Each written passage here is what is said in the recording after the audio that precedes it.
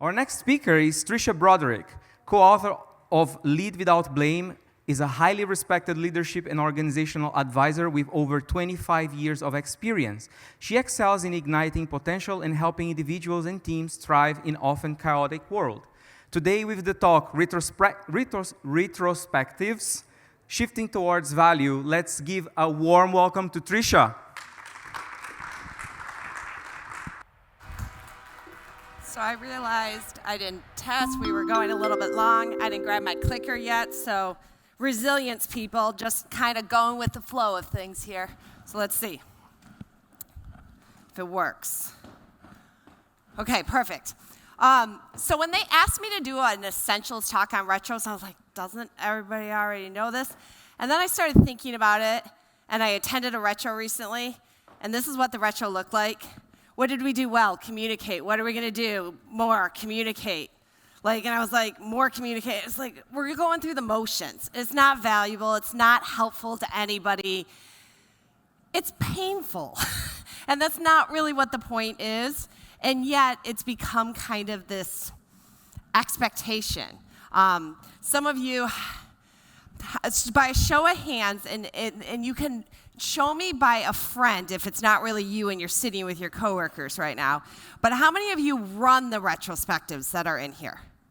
How many of you are in here because you're tired of retrospectives? And you could have answered both. Okay, so just so I have some idea. I don't want to see this anymore. I walk in to a session and somebody's like, well, we just did a retrospective, and I was like, and it's just a sailboat activity. And I'm like, no. And after writing and co-writing a book with Diana Larson, all of her pet peeves have become my pet peeves. So you're going to get a little vibes from her as we're going through this. And so my name is Tricia Broderick. I am the founder of Ignite Insight and Innovation, and I have a lot of opinions. So I actually love retrospectives. I didn't like lessons learned, or my favorite wording of them, postmortems, the after-death meeting. It was like, who can we blame today? After the project's over, who are we going to go in and point that magical finger at? Because it won't be my fault, right?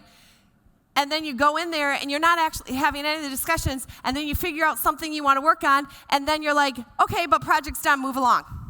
It's not actually valuable. And so where Diana Larson and Esther Derby came from with retrospectives was, why wait till the death of the project to actually reflect?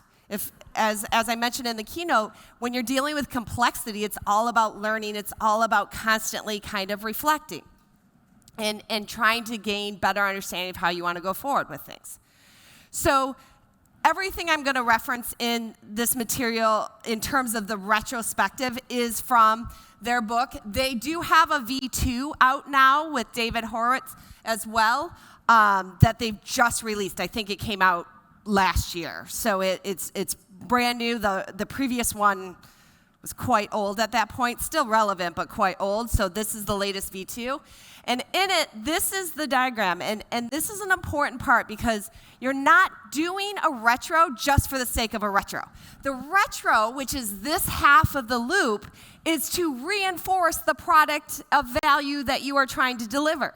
You're not doing the retro because, well, it's the end of the month, we do a retro. That's not what a retro is for. It's actually tied in trying to help you get better at delivering value. Could you do a retro just for the sake of a retro? Sure. But why? I don't understand in any of those regards. And so what we're going to talk about, though, is just the 5 stages that are on the right. But understand it's not without context to the actual product that you're building or the value you're trying to deliver. You're not doing it because we're a team, we should be doing trust falls today. That's not what your objective in a retro actually is. So as we get into this, I'm going to break these 5 stages up. We're going to do this in a slightly simulated way. I had no idea of how many people or what the setup of this room is going to be. So I'm going to ask for sometimes volunteers to simulate some things, see how we're going to go through this, and almost do a little mock retro together for a minute as we're going forward, okay? So first step, set the stage. Now, what entails and set the stage is you are trying to set the goal and motivate people. How many people intentionally come 5 minutes late to meetings because it's so painful? Okay, if your boss is next to you, how many people have a friend that does that? Okay, right?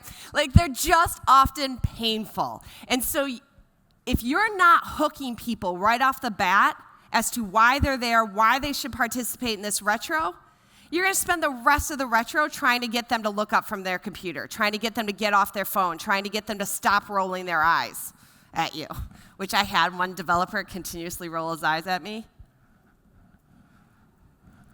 We had words. So as you're doing this, so like a very simple thing, kind of just get people in, is you could do something even really quick where you put up a kind of one of those images, and I've got the copyright up there for it, is by, which duck are you today?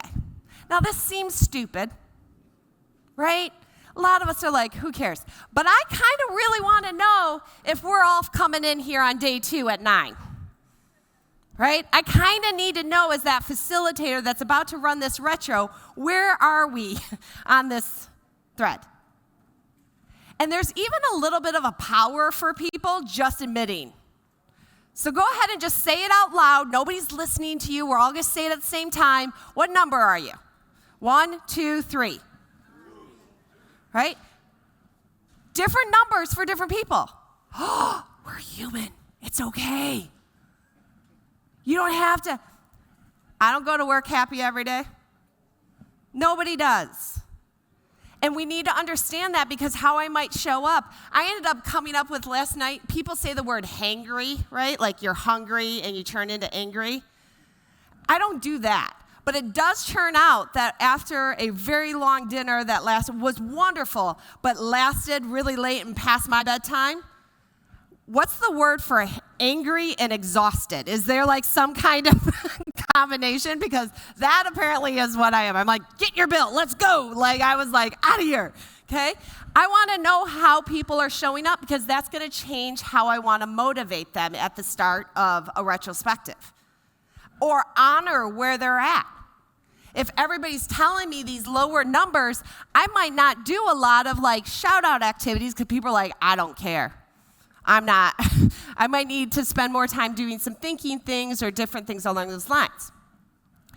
Doesn't take very long, but this doesn't really set the goal or the tone or what you're trying to cover, right? Like, this is just getting a vibe in the room for that retro.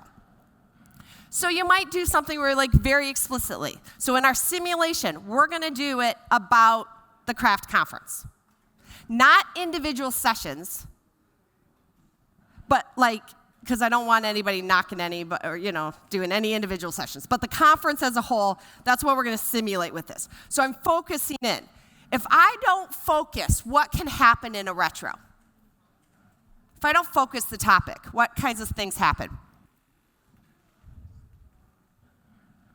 I know, you didn't know you were going to have to participate. I didn't hear a lot of 9s, so suck it up.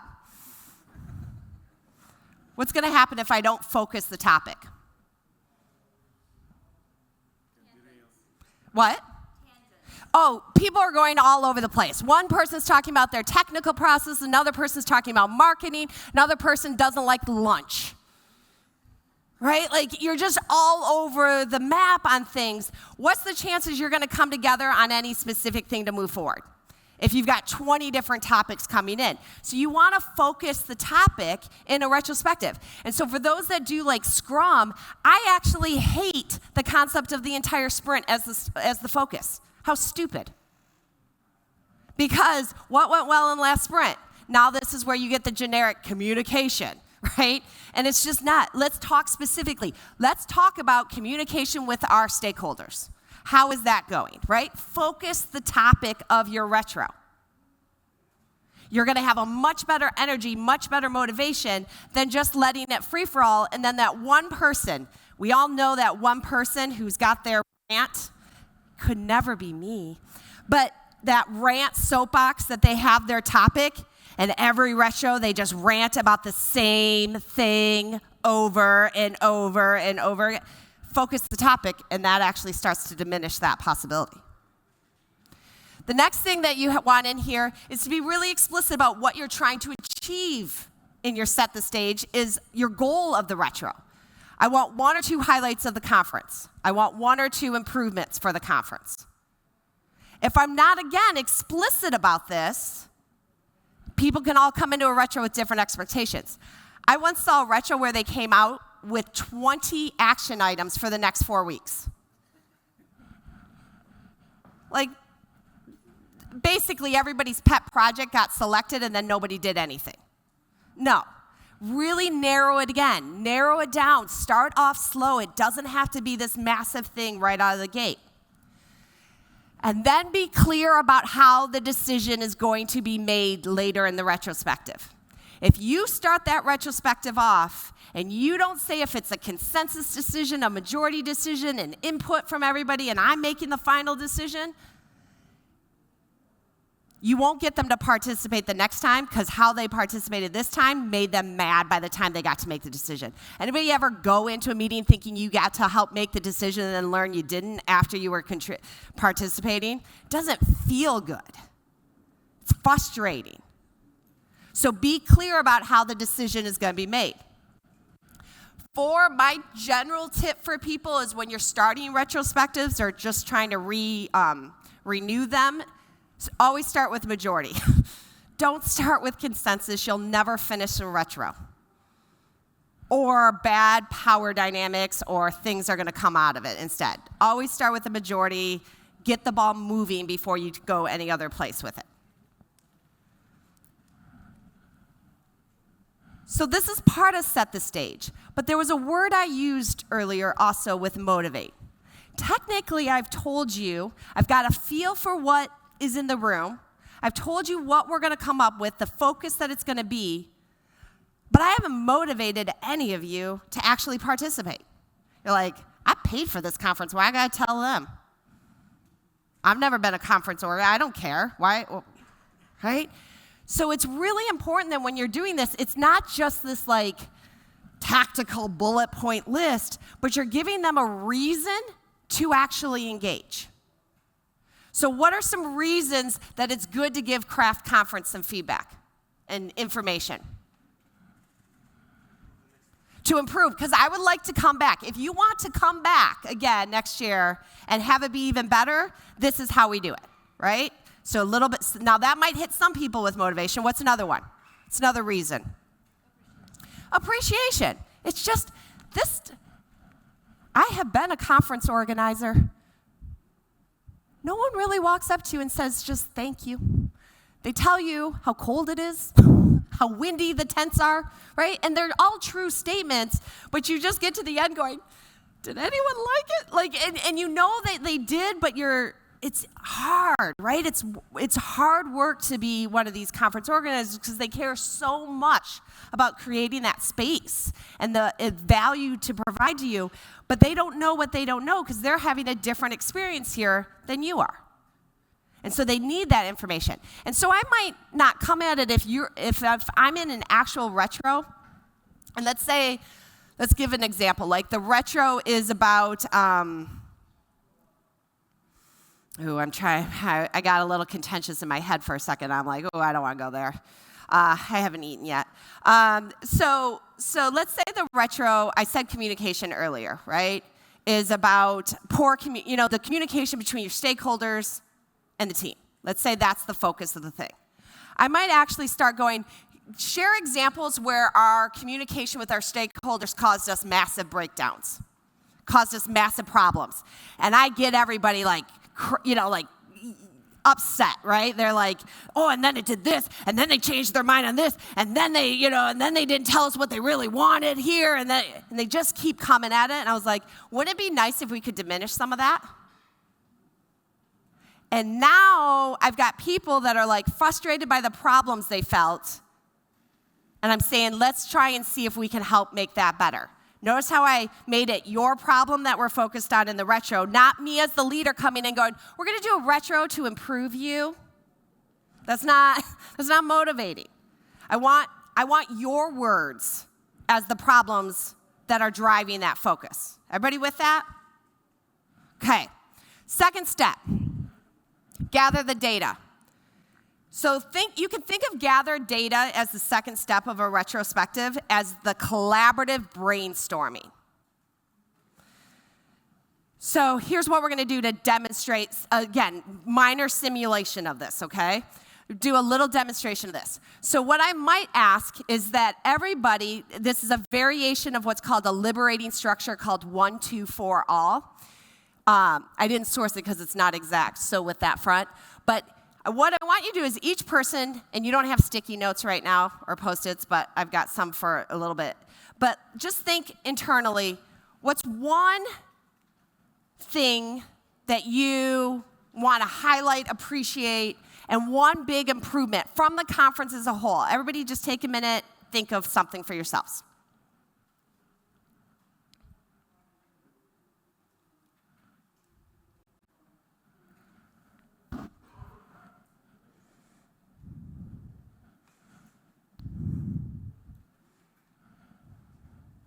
Okay, now find a partner nearby, discuss your two,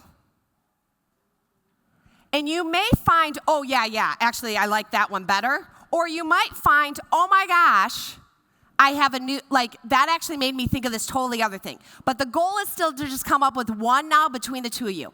And if you don't want to participate, you're like, I did not sign up for a workshop, I didn't know what this was listed at, but it feels weird to do a retro and not have you participate. You are free to write to Passfer and just kind of observe. Again, this is just a simulation. So find a partner, see if you can come up with the one top and one improvement. It could be one of your ideas or it could be a brand new one. Go for it.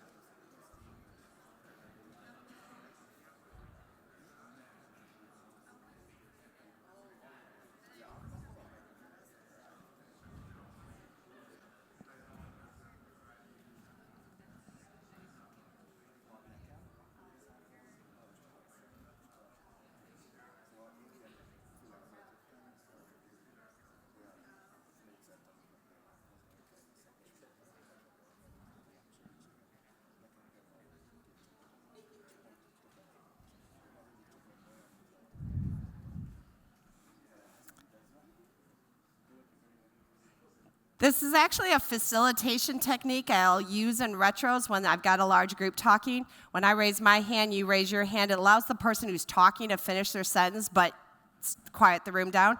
This is so effective of a technique, and I don't know the source of this technique. If anybody does figure it out, please let me know.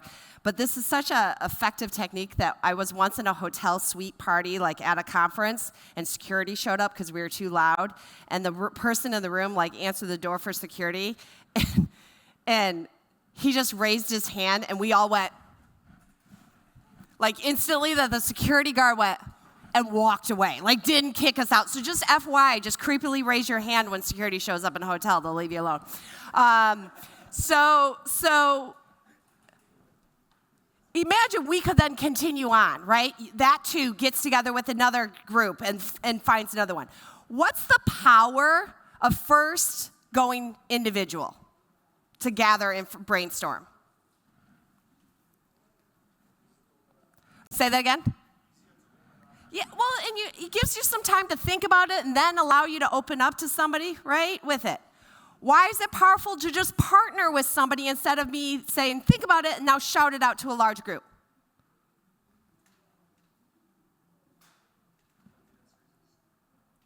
Say that again?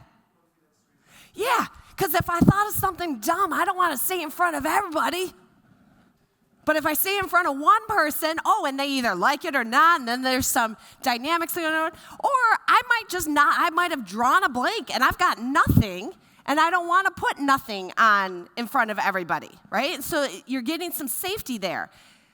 But the other powerful thing that doing it like this does is then you're starting to get some collaboration.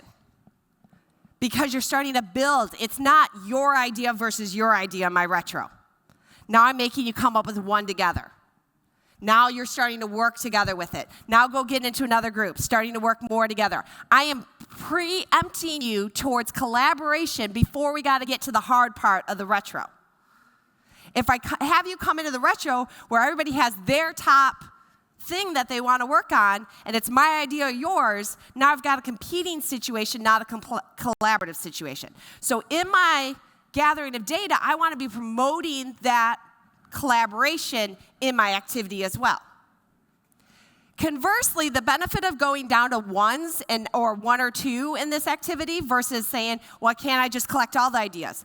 Because if you have a team of 10 people and each one has 3 ideas, what are your chances you're going to get through all of those ideas and figure out which one to do? It's just too much. So you can not really narrow, but you can kind of see where there's energy for the ones that you really need to dig into.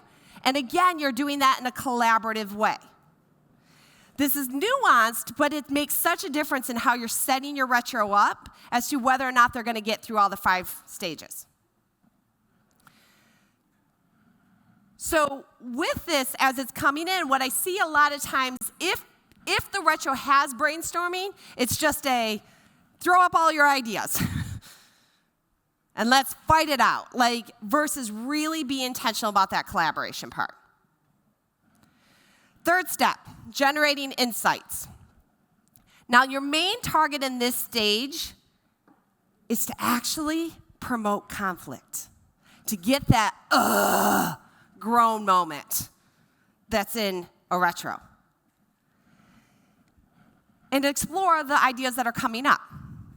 Now, how we're going to do this for just a second, and again, I'm going to just simulate this for a minute and have you kind of shout things out for me just because of the space that we have in here and whatnot. Somebody give me one idea that's a highlight that they feel is high impact. Like some appreciation that had a lot of value. What's a highlight?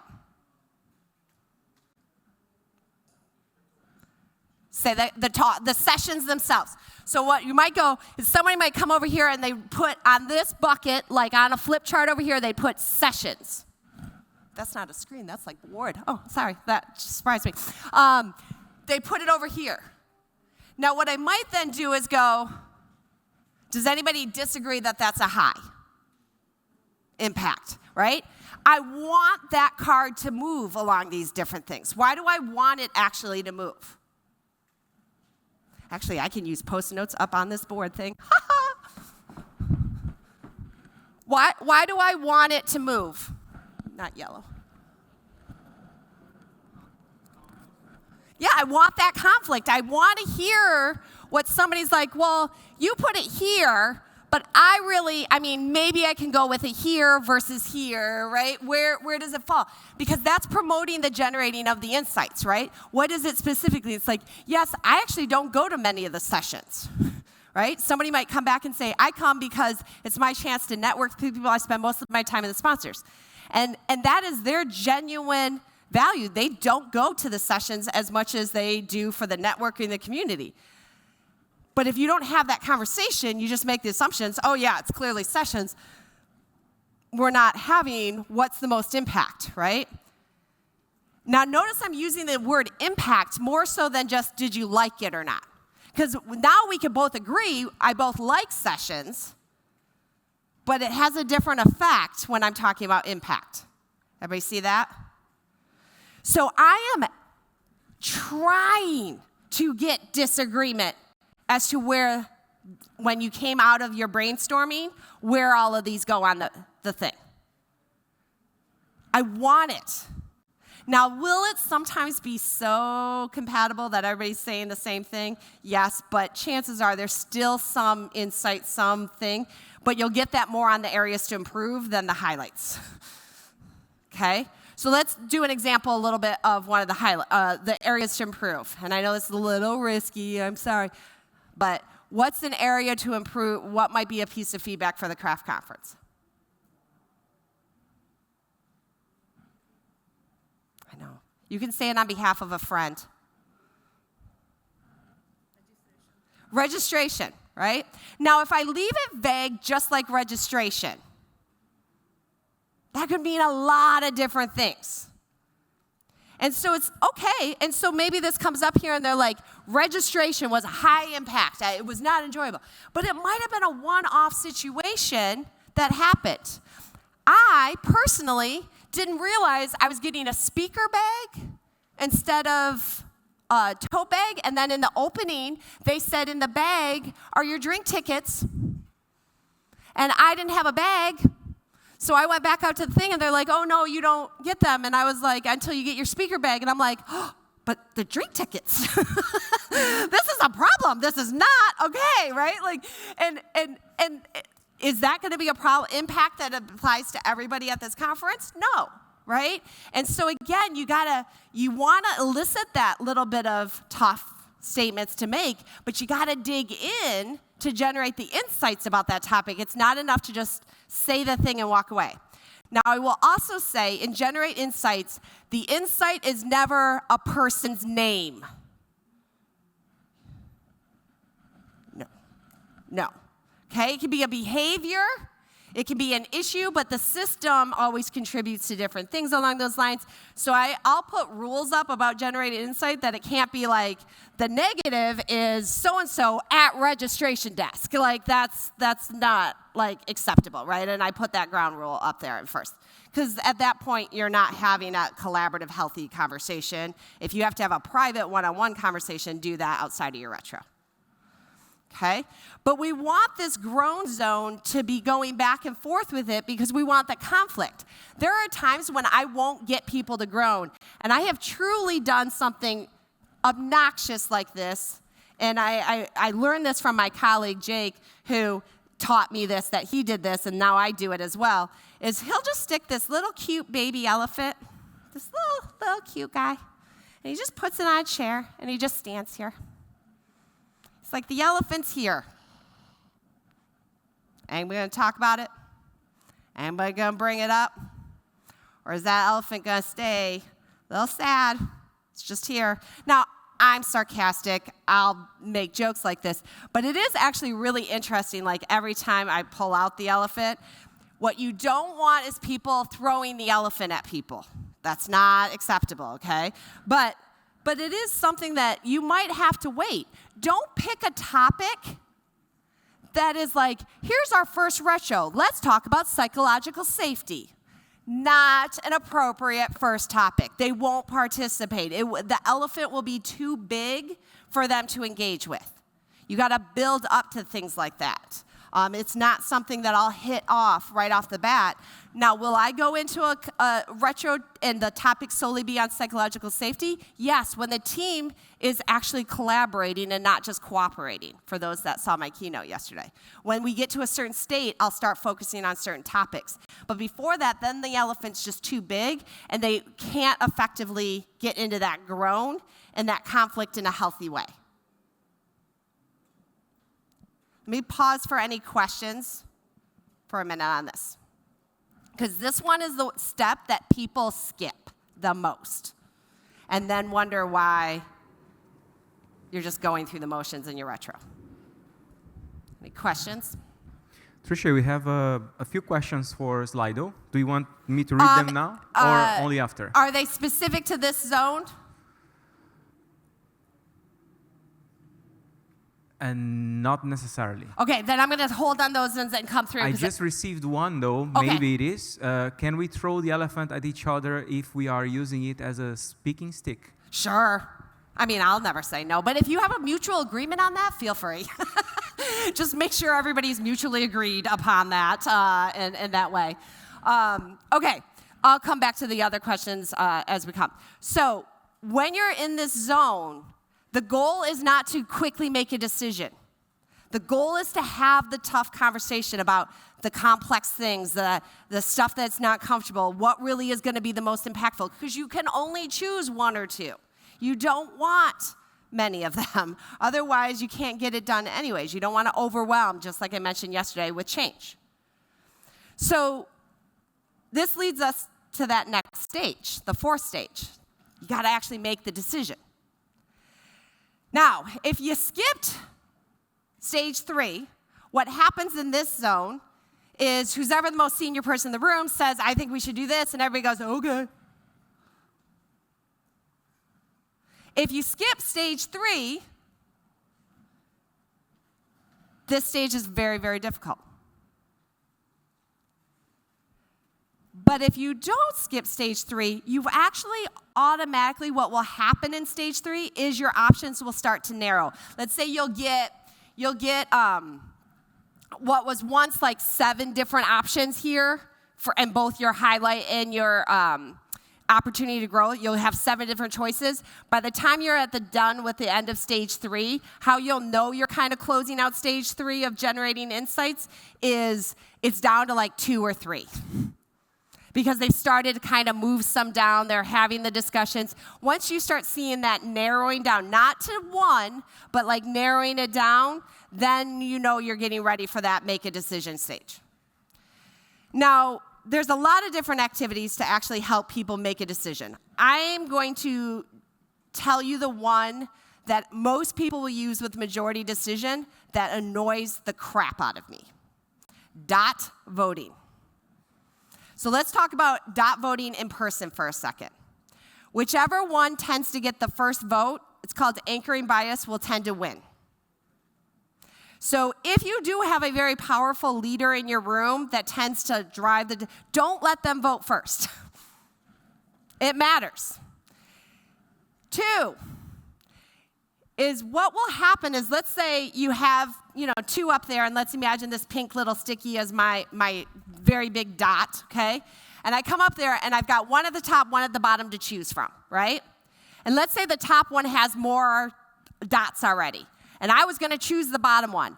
As I'm walking up, I will sometimes unconsciously choose the top one, even though I was going to choose the bottom one, and think that I was going to choose the top one. That was a mouthful. But we like to be part of the winning groups. And so unconsciously, we want to be part of the group. And so if most of them are voting there, it feels weird to be the only one that votes down here, and it does that. Now, some of you are like, oh, I still will. Great, awesome. I love you on my teams. But a lot of people, even unconsciously, will actually vote for the one that has more. So the ways that people get around this, an unhealthy way, in my opinion, is anonymously. So online, everybody votes online anonymously. Why might I, given my keynote yesterday, not like the idea of anonymous majority decision making?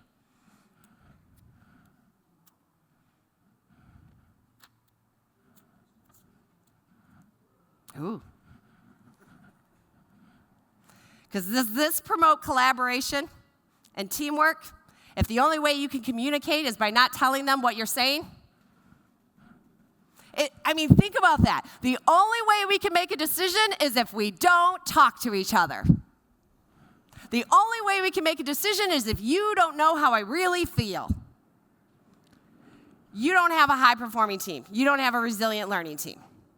If you can't express your vote in a way that's open, you didn't really go through the generate insight stage in a way, and your team is not really a team. Now, are there times that you may still need to do the anonymous approach? Absolutely. Figure it out. Take it for what it is. But I'm not a fan of it because it doesn't promote resilient learning or teamwork in general.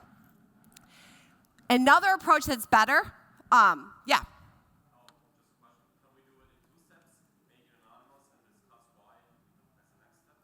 Sure, that's better. I'll take that. That's better. I still am like the anonymous part still like me. But here's an alternative to prevent bias a little bit. number them. So this top one says 1, the bottom one says 2. Everybody has to write down on their sticky dot vote 1 or 2 before they go up to the thing. And that will actually help with some of the bias. Because you'll walk up and you'll see everybody voting for 1 and you got a 2 on yours and you're like, 2. But it does help with that as an alternative. Okay? If you have a lot of power dynamics, I don't recommend dot voting in general.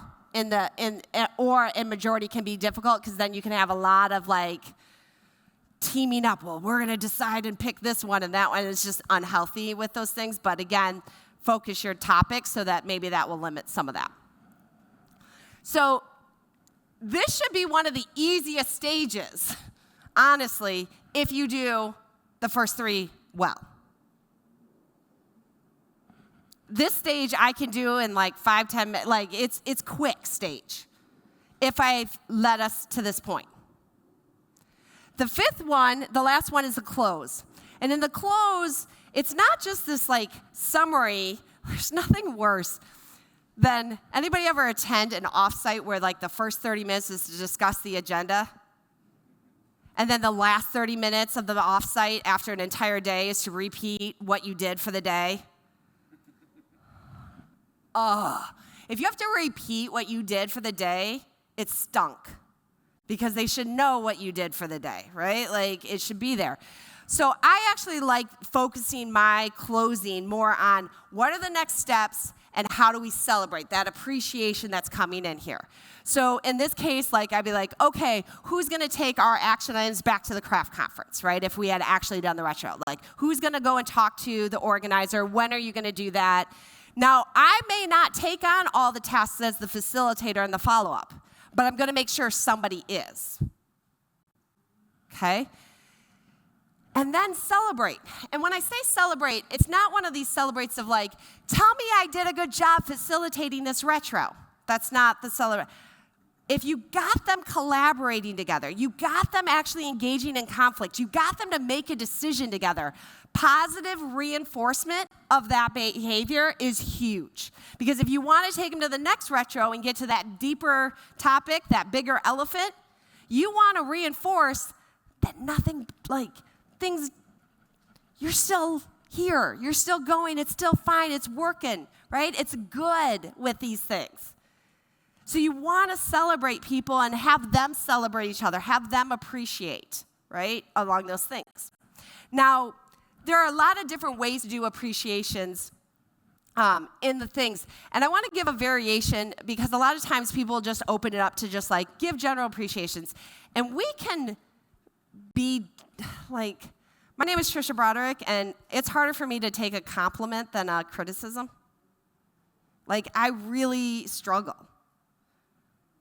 And so if you tell me at the end of a retro that people are just going to appreciate me, I'm like, no.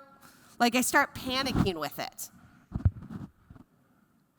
But there's an alternative one that Diana Larson does that I just love, and it's called Hopes and Wishes. And so at the end of the retro, they've made this decision, right? They've made some kind of choice that they're going to make about how they're going to talk with the stakeholders or what we're going to give to the craft. And we kind of share out, like, does anybody have any hopes and wishes, right? And somebody might say something like, I hope that we all come back to craft next year. I wish that the organizers understand the good of our good intent behind this feedback, right? Like, it opens the spectrum to still give the compliment, to still give the appreciation, but in a way that it doesn't feel like one person's being singled out over everybody else or things along those lines. So look for variations with that kind of appreciation closings, right? Don't just do a basic one. Think about getting creative. And there are a lot of different activities out there that you can do that kind of celebration appreciations along those lines. But Hopes and Wishes has become one of my new kind of favorite ones because it opens it up. Now, sometimes you'll get somebody that says, I hope I never have to come to a retro again. That will happen. It's happened to me. And it's okay because they needed to voice that still. And for those that are in the room that are like, but what if you have that one person, they just absolutely hate it? I'll get there in just a second with some additional tips. So for your closing, this is your time to reinforce so that when you schedule the next one, they want to attend. They want to come back. They want to see. Here's some additional bonus tips that just apply as a whole with things. When you do your focus, pick a topic that's in their control. For example, I had a development team once that couldn't write the marketing copy. We had a different team that was marketing. They were not allowed to write marketing copy. Every one of our retros, they complained about the marketing team and how crappy they were, how lazy they weren't getting things done. And I was like, we do not control marketing. What can we do that is in our control to eliminate us getting to the end of our sprint and not finishing that work? And they were like, but we want to complain about marketing. I'm like, nope. That's not in our control. What are we going to do? And what they ended up deciding was, as a definition of ready, before the work could be pulled in, marketing copy had to already be present. And that small little change meant we stopped pulling in work that wasn't ready. It stopped not getting finished in the sprint. And guess who got us copy the next sprint? Because we didn't pull it in, right? But it was with what was within our control. So you really want the topics in that vein. 2, I gave a very brief simulation. This is a fast session. There are a ton of different activities and ideas and things that you can do at any one of those stages, sometimes multiple activities. It takes a lot of time to design and research and facilitate a retro well. 3, switch them up. If you did the sailboat activity 4 retros in a row for your grown zone, I'm going to start mocking your drawing ability because I'm sick of seeing the sailboat. There's so many activities, switch them up so that it helps people engage their brain in different ways. For those that are in the Scrum community, there is one rule in the Scrum framework that's like 3 hours. Your first retro, Tricia Broderick, no more than 30 minutes. You can get through all 5 of these stages in 30 minutes. No more than 30 minutes for your first retro. I now can do multi-day retros because I know how to facilitate them. I know how to do them. So the duration in general should be based on the topic and the time that you need, not any kind of arbitrary, we got to sit in a retro for 3 hours. No. Make the time appropriate to the topic and the activities you have. And then the last one that I said I would come back to is give, for that person that's still struggling with retros, even though you're doing it, you're not trying to get everybody all at once. Give them the right to pass. I once did this training / retro for a client, and everybody walked in the room, and they're like, John is going to hate this. John hates this kind of stuff. John isn't going to participate. And I said at the beginning, in my set the stage, you have the right to pass. You can observe any activity. We're going to engage. But because my activities weren't all large group shout out, he actually participated. He didn't really write to pass the whole day, but he just had the option to pass, which gave back a feeling of control for him. He got to the end of the retro, comes up to me and goes, I don't know what you did today, but I liked it. I don't know how I feel about you. And then walked away. And I was like, that's the best compliment, right? So giving people, as adults, sometimes they don't want to participate. Go for the majority. Get a tipping point of people seeing the value, shifting towards that value of a retro. They will either come on board, and if they don't, you probably got other problems with them to begin with. Let's get real. That need to be addressed. So with that is my very basic, essential shifting retros to value simulation a little bit for today. I think we still have a little bit of time for questions, right? Yes. Perfect. We are on time, but we can go ahead. I have just to tell you guys that we start the lunch break now, and we come back at 1:40. But we stay until we finish the questions if you want to finish the questions. Is that okay with you? Yep, sure. All right. Doesn't focusing the topic result in Scrum Master who is biased defining the topic instead of the team that usually sees something the Scrum Master does not? I didn't say the Scrum Master focuses the topic. I said the focus of the topic. Sometimes the Scrum Master might focus that topic, or the team lead, or whatever. But I actually like putting up a board that says, what should our retro focus on, and let people put stuff up. Thank you. My teams use retros just to whine about things too often, and it's very hard to change their mindset. What's your best tip to handle the situation? Come at it from their biggest problem. So whatever they're whining about, go, okay, let's see what we can do about it. Go from that circle of control for their thing. A lot of times, too many times, we focus the retro on things that we think are a much bigger impact as a big, as a delivery thing. But if their biggest problem is what is being served for lunch that day, and that's what's like, let them talk about what they are whining about because they don't feel heard is often when they're doing that, right? There might be something that's happening that's causing them to focus on it. It's being interrupted. And honestly, as long as they keep focusing on, hyper-focusing on that one thing, they're not going to be able to participate in your other topics anyways. So I like to come from their problems, which is one of the reasons why I like having the board where they can list their own problems to target. Thank you. A lot of the things you showed feels like to me require in-person retros. What about retros for remote teams? Do you have any tips for those? Every single thing I did can be done on an online whiteboarding tool. In fact, Susan's doing a session later today on whiteboarding. But every single thing I did absolutely can be done. I won't pimp a tool right now, but anything can be done on online tools, things. Literally every one of the things I did. Even the collaboration can be done in breakout rooms, all of it. Thank you. Isn't focusing the retro too narrowly problematic too?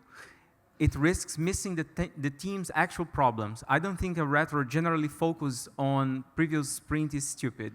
So it depends on how many times you're doing the retro. If you're doing it only once a sprint, but also sometimes it can be really overwhelming to begin with things. But I sometimes will do a different thing where it triggers and they do retros more than once a sprint, right? And because not everybody's on sprint schedules and things along those lines. If they want to focus on the sprint as a whole, then there's an element of that is the topic that we're talking about Scrum in the sprint. That is the topic versus just the generic thing is what I'm talking about with those. So it depends on how often you're doing them and how long they are. Thank you. I'm trying to be quick with the answers with these for you. Perfect. You advise not to single out people. Does that apply to kudos session where individuals can receive praise from each other? No, I mean, I'm personally struggle with it, but no, kudos can be singled out for people. What you do want to be kind of cognizant as a leader from is if, sometimes I'm really cognizant of if one person is always the only person that gets the kudos or one person is always never getting kudos, I do pay attention to that because there might be some signals that are happening in my team for that. Thank you. You say to focus the retro on a theme, but my manager and one of two members of my team barely support retros once a month.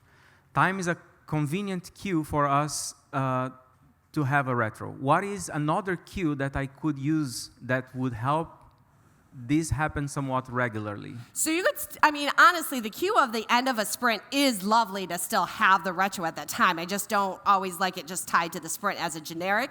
But for me, on a lot of my teams, I have teams that do Kanban, I have teams that do all sorts of things, like their own role, your own frameworks and stuff, flow or whatever. And what we'll often do is once that board has a certain number of topics, that triggers us to actually hold a retro. Thank you. How long should the retro in this format be? Seems a little difficult to go through in an hour. Oh, if I were to do that specific retro, it's hard to answer because it depends. If I did it with, how many people are in this room? Probably 30? 80. 80? Oh, God, I suck. I was 30 people. 80 people and doing that specific retro, that's a good probably half day. The number of people, it just takes longer to get through the activities in the grown zone with that. My gut, just initial reaction, 80 people, that specific kind of simulation would take a half day. Okay. Retros are often used as a vent. How do you form concrete action points based on the discussed points? Well, and that's where, depending on how the groan zone's coming out and you're making that decision, it gets really easy after that because the decision, you've got a narrow topic, you've got action points that are coming right out of that make a decision. So that one, when you set it up, starts to get easier. It's when you don't set it up that one's harder. Thank you. If a key team member has a bad mood, he pulls down the whole team and destroys the retro. Should I handle him separately, or is there any good practices for this situation? That's not a small answer. I'm trying to be quick with the answers. So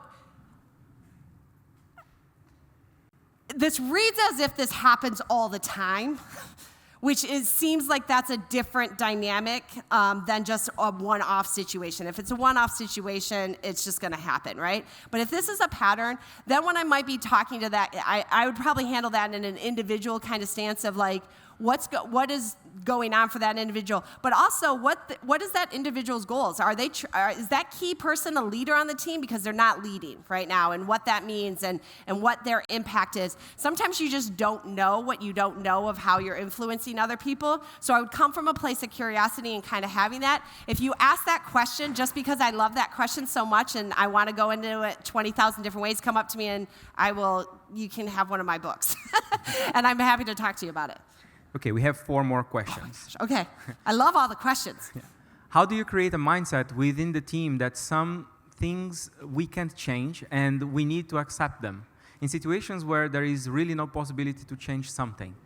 So I'm going to go back to the marketing example with those things. We couldn't change marketing. We couldn't. But I actually challenge a lot of you that there are times when you go, I can't change that, we just have to accept it, that there are things that are in your control. I'm going to give you a totally different example with this of like performance reviews. People don't have a choice on performance reviews. I hate performance reviews, especially individual performance reviews.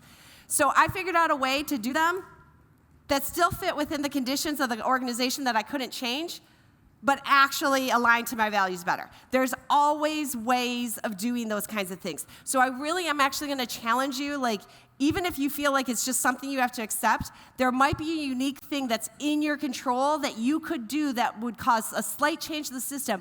And if at the end of the day, if it really isn't, and it's something that's just there, then get radically transparent about the impact that it's having and honor that impact. Thank you. Any nuances for retros with small teams, like 5 people? Just who's talking the most. If you give, I know this is going to come to a surprise to all of you, my name is Tricia Broderick, I'm an extreme extrovert.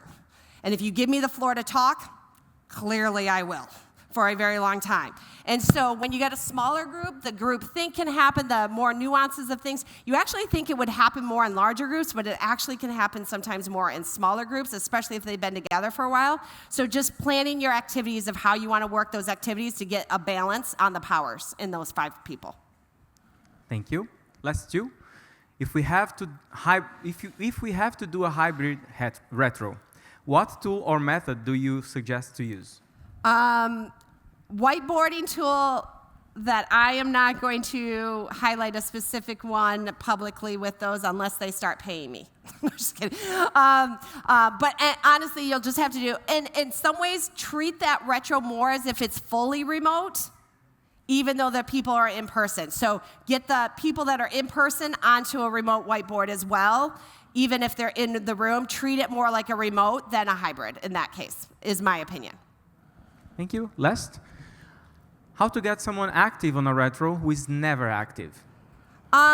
This is one of those, after you give the right to pass, if that option doesn't actually work, after you've adjusted your activities to give more options for them to participate in ways that they're more comfortable with, could be a neurodiversity dynamic, it could be a cultural dynamic, it could be just a comfort and safety dynamic, right? If you've done all of those things and they're still not participating, then I might, especially if I'm a manager or a report, a lead in that regard, there's a conversation I'm having, not in the way of participate, right? But in a way of what's going on, right? Like, I know you're amazing. I know you want to do a good job. I know you want to learn. what's here for you? Like, what's causing some issues? They may not tell you right away, but invest in it, give them that opportunity to kind of engage. They may have experienced, I had this happen to me once, where what I ended up learning when I had this conversation was that the last team lead weaponized anything that came out of their retros and reported to managers about it. And he's like, I know, you will not fool me again. I am never speaking in a retro ever again. And I was like, oh my, I had to take a moment, and I was like, can I buy you a drink? Because that's just horrific, right? But that was taught to this individual. And then once we kind of started understanding that, then it was, okay, what can we do to make it safe in different ways for that? But that was a real lesson for that individual. And they were like, I am not going to ever be burned again. And that's legitimate in that scenario. Tricia, you mentioned that appreciation is something that you don't take very well, and we should be creative with it, right? So here's an appreciation for you. I wish we had more time to listen and learn from you. Oh, that's very good. I love it. Thank you very much for being here today. Thank you for having us, and thank you guys for staying for the questions as well.